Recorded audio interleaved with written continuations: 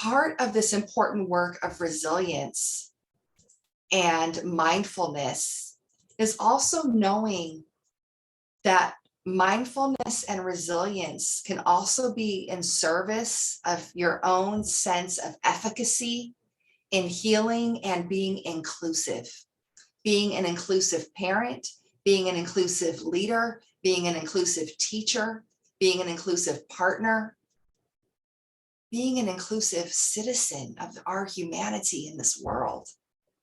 So how do we practice mindfulness in such a way that it supports us in our healing and inclusion?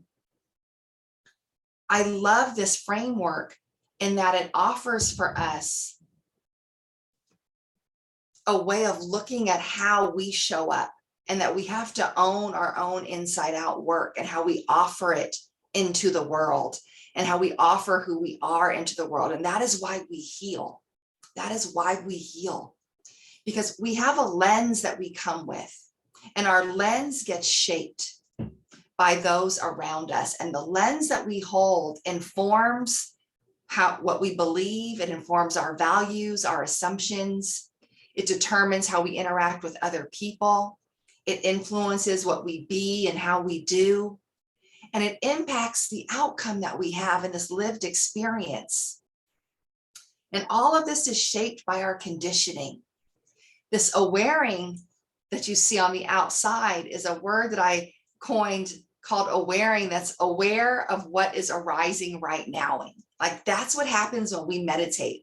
We become aware of what is happening in our inner landscape that is impacting our outer experience. So let me give you an example of this and how it works, particularly with racial healing or equity and inclusion, and why it's so important for us to heal in this way. When I started teaching, I was 22 years old. I had been at UC Berkeley. I graduated from UC Berkeley, went on to Mills College, one of the top educational schools in the nation. And then I went into the classroom. And when I was in my classroom in the first few days of school at just 22 years old, I did what most teachers do. And I looked around my classroom to assess, who am I teaching, who's in my class. And I remember thinking to myself, wow, I have a lot of different types of kids in here. My school was very diverse. So that was a beautiful thing. I remember looking around thinking, wow, okay, there's a lot of Black and brown kids in here, and they're going to need my help. They're probably going to take up more of my time, need extra help. There's a few white kids in here, and they're going to be fine because the whole system was designed for them. So that's going to work out just fine. And then I looked and I noticed I had one Asian student. And I looked at the one Asian student and I thought, whew, one less student to worry about. And you see me looking off because I'm remembering what it felt like to look at this one student. And I remember my body language physically turning away from that student, thinking, wow, that's one less kid I don't have to worry about. And it didn't dawn on me until about a year later when I was doing this work on myself. And how could I serve all kids fairly? When I realized I had discounted this Asian student, believing the stereotype that they're just naturally smarter than everyone else. They're going to succeed no matter what. They're not going to need extra help because they're naturally smarter than everyone else. That was a lens that I held. And then as I was doing my own inside out work and anchoring to this framework, I realized, wow, where did I learn this? I didn't just come to know this. This became part of my conditioning because I went to school with white and Asian kids, and everything that they were finding really easy to do was kind of a struggle for me. I would learn it and it would be fine, but I felt like I had to work a little bit harder. When my mother died, I stopped going to school with white and Asian kids. And I went to live with my father in the inner city of Inglewood, California, in Southern California. And I wasn't in Orange County anymore. And I went to live in Southern California at a highly urban school. And there were mostly Black and brown children at the school. And it was a beautiful thing. It felt like home to me. It felt like home. And what I noticed was that as I was excelling academically at the school, when it came graduation time, I was in the top 10 of my graduating class, top 10 students. The school was 96% Black. And then the top 10 of the graduating class, numbers 10 through 3 were all African American, me included. I was number 8.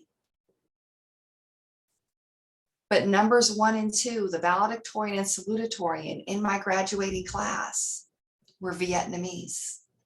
So at a school that barely had any Asian students, there I was seeing through my lived experience of school that Asian students were going to succeed no matter what. From Inglewood High, I went on to UC Berkeley. At UC Berkeley, I'm busting my butt in my science and math classes, but it looks like all the Asian students are doing fine and with ease. So again, I'm seeing this pattern that's feeding the stereotype through my lived experience. At UC Berkeley, there's even an ethnic studies class, and at several other colleges in the nation, there's an ethnic studies class that teaches the model minority. The model minority is a myth and a belief system that's taught that Asians are the model minority and will do well no matter what. Again, feeding this stereotype. So the stereotype in and of itself is not a terrible stereotype. I mean, to be appreciated for being very smart is a good thing. But that stereotype shapes people's thinking and it makes us biased. Maybe you heard earlier when I said the Black and brown kids were going to need more help. The power of bias and our cultural narratives can even go against your own in-group. I'm a Black woman. I was a Black young woman. I was a Black girl, and I was extremely smart. I am extremely smart. And yet the narrative of Black students needing more help was even part of my narrative because of my cultural conditioning in this society. And this is where we practice the compassion. This is where we bring in the compassion for self and for others. See, the conditioning, we get our biases honest, y'all. That's what we need to understand. Our conditioning is shaped by our families. So at birth, the conditioning's already started. The way our families raise us and teach us about other cultural groups, that's where it starts again and gets reinforced. And then we go to schools where it gets reinforced and taught again, especially when the curriculum is not inclusive. And then we go into our social networks and our churches and our other groups.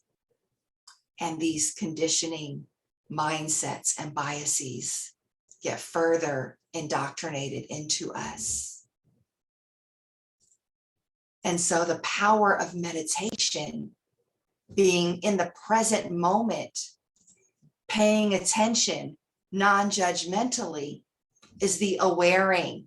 So we can see what's arising in us. Some of what is not good that's arising in us, right?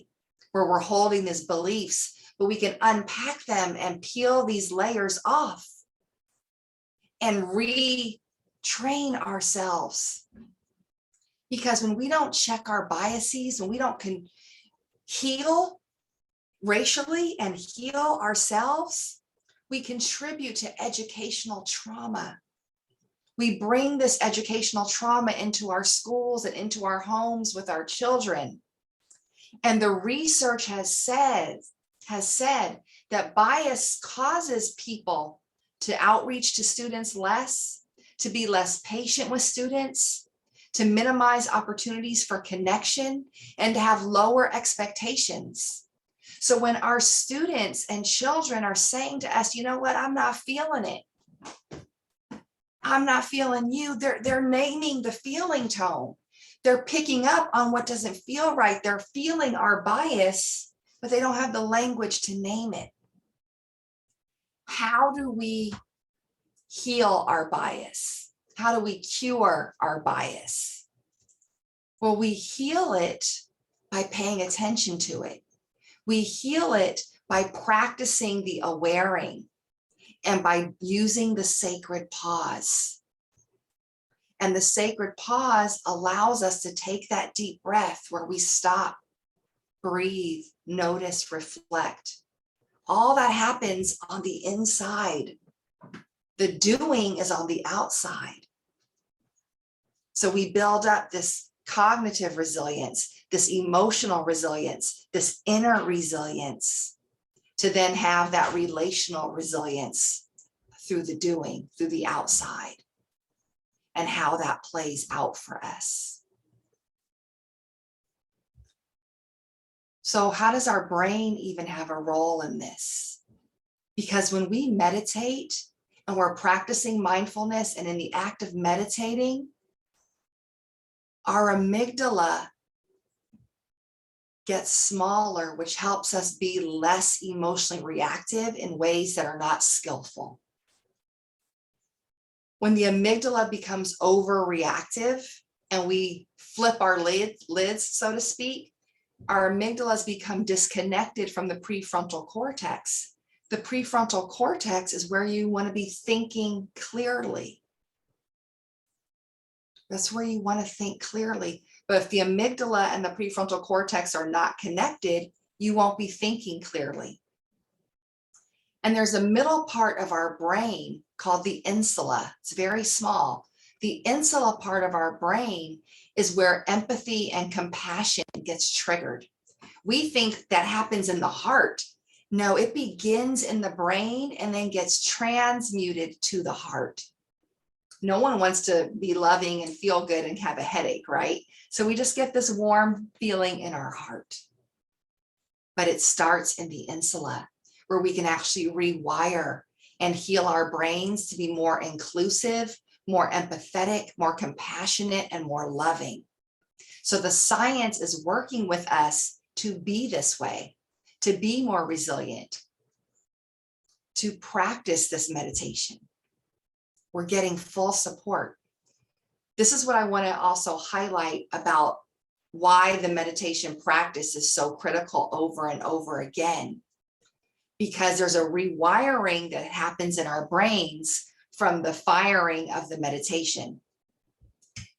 Our bias will never go away. As adults, it's too ingrained in us. So the only thing we can do is go back to that sacred pause where we notice when our bias is arising in us. Oh, I'm having a biased thought. And then you interrupt yourself from acting on the thought. Holding the bias in your brain really isn't that harmful. We all have them. Acting on the bias is the harm. So if you can be skillful enough to practice interrupting the bias, interrupting the doing, then you can be skillful in interrupting the bias itself and be more inclusive. So I want to just take this time to acknowledge that part of what we were doing was also social emotional learning. This is connected to some of what you might be hearing is happening in your children's schools around social emotional learning or in our work. And there's this wheel by the Collaborative for Academic Social Emotional Learning, that this wheel is not about just what we do with kids, it's for all of us. And the two parts of this emotional intelligence, of this social emotional learning, are self-awareness and self-management. That's what we've been working on today, so that we can do those three other parts. Have inclusive social awareness, have inclusive relationship skills, and be an ethical, responsible decision maker on behalf of all children,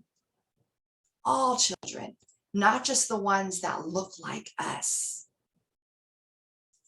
And so from a trauma-informed lens and a trauma-responsive lens, we must have the paradigm shift within ourselves. And we can ask ourselves and others, we don't want to say what's wrong with you. We want to move past what's happened to you. And we really want to be asking ourselves, what kind of support do you need to succeed? What kind of support do you need to succeed? That's how we're healing. That's how we're compassionate. That's how we provide care for ourselves and for others. And let me just end with this. This work takes courage. This work takes courage because it's not easy. So I love this quote that's offered by Abraham Maslow, that in any given moment, we have two options: to step forward into growth, which is our healing, or to step back into safety, which doesn't utilize our courage. If you've resonated with what I've said today, there are resources at my website, free resources around meditation and creating a beautiful sacred space in your home that's like a calm down corner or Zen zone. Ways to work with your family or your staff in this free ebook called Racial Healing Allies. It's an actual curriculum where you dive into your own racial autobiography, because our own stories create healing for us. So I take you through a short activity on how to do that. And then there's a free 12-minute leadership meditation that was highlighted by Mindful Magazine that is free for you to experience.